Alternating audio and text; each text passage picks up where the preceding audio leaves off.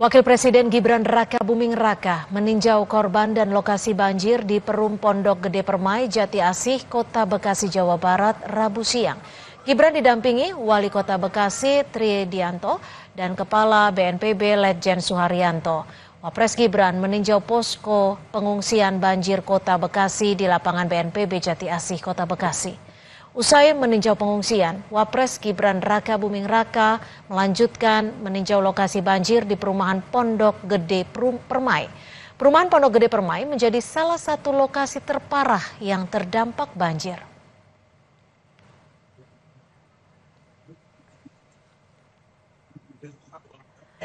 Saudara, BNPB terus melakukan upaya penanganan bencana banjir di Jabodetabek. Hal tersebut dilakukan melalui operasi modifikasi cuaca.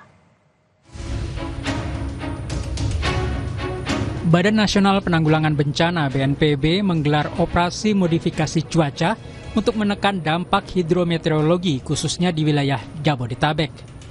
Modifikasi cuaca dilakukan dengan menggunakan pesawat Cessna.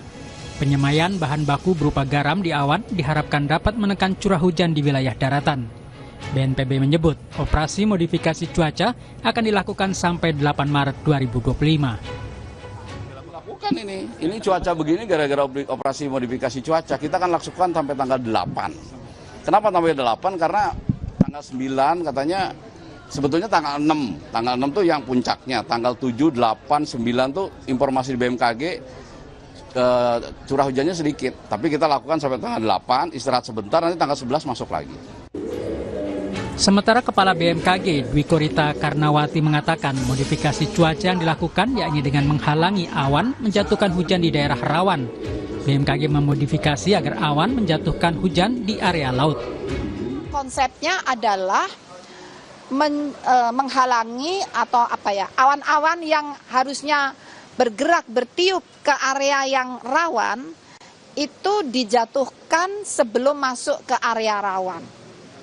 Jadi dijatuhkannya misalnya masih di laut. Jadi tidak dijatuhkan di darat. Nanti banjirin yang di darat, ya kan? Jadi dijatuhkan di waduk atau di laut.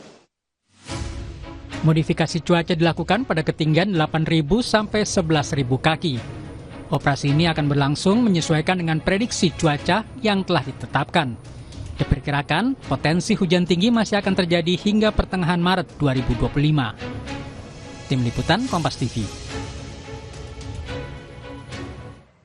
Saudara, mantan karyawan Sritex masih menunggu kepastian pencairan THR serta pesangon. Sementara Satgas Kepailitan Sritex mengaku masih fokus pada proses pencairan jaminan sosial BPJS Ketenagakerjaan.